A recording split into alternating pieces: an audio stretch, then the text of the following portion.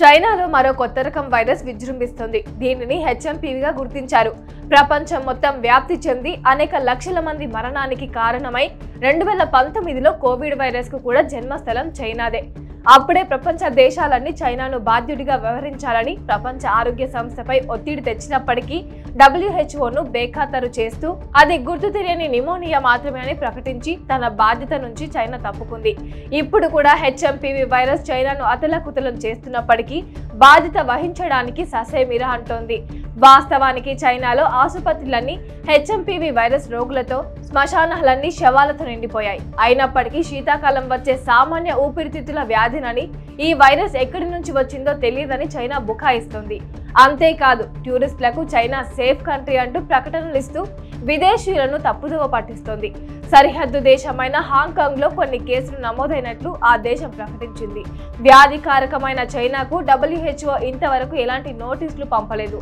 ఏ దేశానికి ఎమర్జెన్సీని కూడా ప్రకటించలేదు. Human metapneumo virus, HMPV virus, influenza ఏతో మైక్రోప్లాస్మా న్యూమోనియా, COVID-19 అనే మరో 2 వైరస్లు కలిసిన సరికొత్త వైరస్ విజృంభిస్తోంది.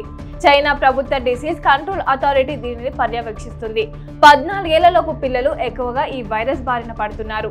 వైరస్ వేగంగా వ్యాప్తి చెందుతున్నట్లు నివేదికలు, సోషల్ మీడియా పోస్టులు చెబుతున్నాయి.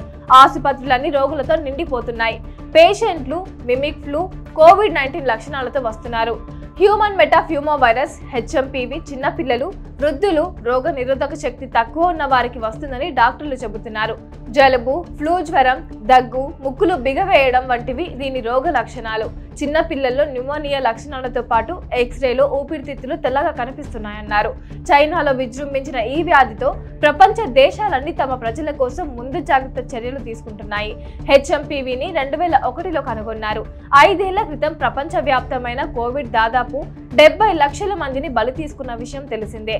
భారత health service directorate general doctor Atul Goyal మాట్లాడుతూ చైనాలో అనేక మరణాలకు కారణమైన హ్యూమన్ మెటాప్యూమో వైరస్ భారత్ను కూడా చుట్టుముడుతుందనే భయం వద్దన్నారు. కేవలం ఫ్లూ వంటి వ్యాధి లక్షణాలే ఉంటాయని, వాటిని ట్రీట్ చేయొచ్చని చెబుతున్నారు.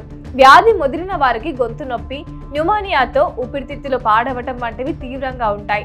దీనికంటూ ప్రత్యేక టీకా మందులు లేదా యాంటీవైరల్స్ ఏమీ లేవు.